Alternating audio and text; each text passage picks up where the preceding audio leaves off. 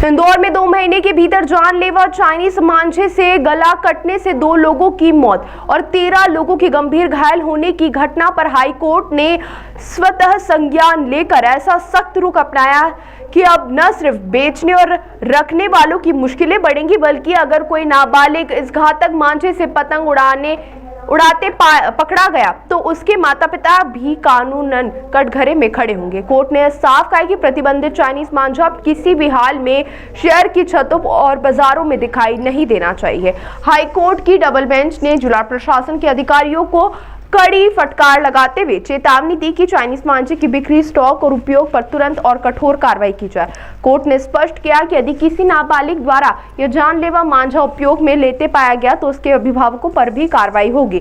Court ने आदेश दिए हैं कि बाजारों और गोदामों में तत्काल छापेमारी कर चाइनीज मांझे की सप्लाई चेन तोड़ी जाए। कोर्ट ने सोशल मीडिया को भी हथियार की तरह इस्तेमाल करने के निर्देश दिए ताकि हर नागरिक तक चेतावनी पहुंचे कि चाइनीज मांझा न सिर्फ प्रतिबंधित है बल्कि जानलेवा भी। चाइनीज मांझे को लेकर सर एक याचिका दायर की गई थी। किस तरह के निर्देश जो है कोर्ट की तरफ से दिए गए हैं, क्या कुछ बहस हुई है? सुमोटो संज्ञान दिया गया। चाइनीज मांझा जो कि आम आदमी के लिए बड़ा नुकसानदायक है और कई लोगों की इसमें जान जा रही है, उसको ध्यान में रखते हुए ऑनरेबल हाई कोर्ट की डिवीजन बेंच में जस्टिस वीके शुक्ला साहब के द्वारा 8 दिसंबर को एक जुडिशियल एक्टिविज्म का एक एग्जाम्पल सेट करते हुए एक सुमोटो पीआईएल रजिस्टर की गई, जिसमें कोर्ट के द्वारा मुझे एमिकस क्यूरी या न्याय मित्र के रूप में अपॉइंट किया गया। उसके बाद हमने एक हाई कोर्ट में एप्लीकेशन लगाई कि चूंकि मकर संक्रांति का त्योहार 14 जनवरी को आता है और उस दिन पतंग ज्यादा उड़ाई जाती है और उस समय इसके चांसेस ज्यादा हैं कि ऐसे एक्सीडेंट्स हों। उसको देखते हुए पिछले महीने 11 दिसंबर को कोर्ट ने एक विस्तृत आदेश जारी किया, जिसमें कई सारे डायरेक्शंस इशू किए।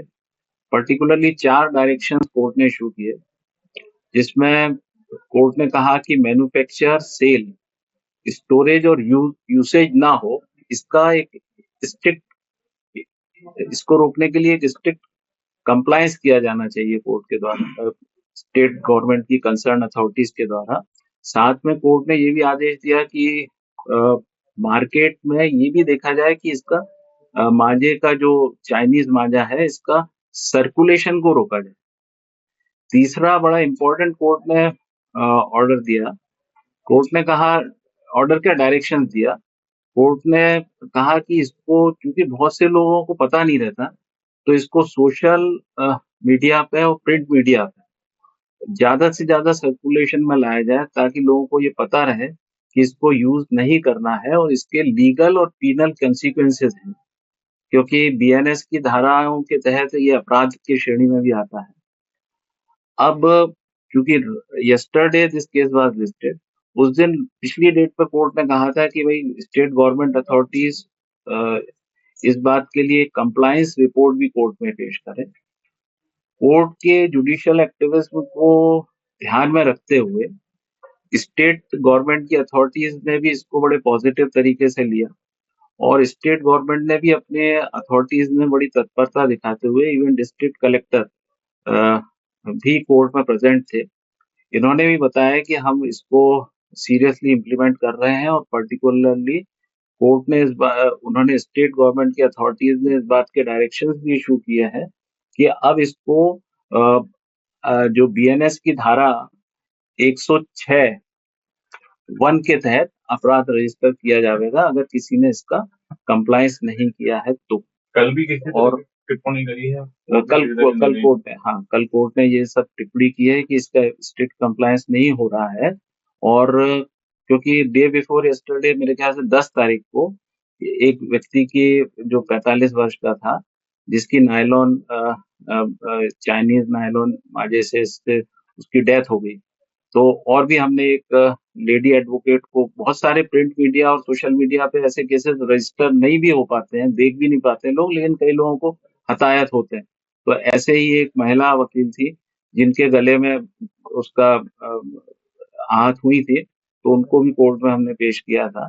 तो कोर्ट में अब मुझे लगता है कि चूंकि मकर संक्रांति का त्योहार 14 तारीख को आ रहा है, उसके तहत स्टेट गवर्नमेंट पूरी सजगता के साथ इसको करेगी और 16 तारीख अगली डेट कोर्ट में लगाई। वकील साहब, इसमें कोर्ट ने ये भी ऑब्जेक्शन दिया है कि जो बच्चा परिजन बच्चों को पतंग उड़ाने हाँ, के लिए एग्जैक्टली, हाँ। कोर्ट ने इस बात को भी ध्यान रखा है कि अगर कोई बच्चा, क्योंकि अधिकतर स्टूडेंट और यंगस्टर्स ही पतंग उड़ाते हैं, तो अगर कोई ऐसा व्यक्ति भी पकड़ा जाता है तो उसके पेरेंट्स और उसके जो गार्जियंस हैं उनके ऊपर भी मुकदमा दर्ज किया। ताज़ा खबरों के लिए सब्सक्राइब करें JSR टाइम्स और साथ ही नोटिफिकेशन पाने के लिए बेल आइकन को दबाएं।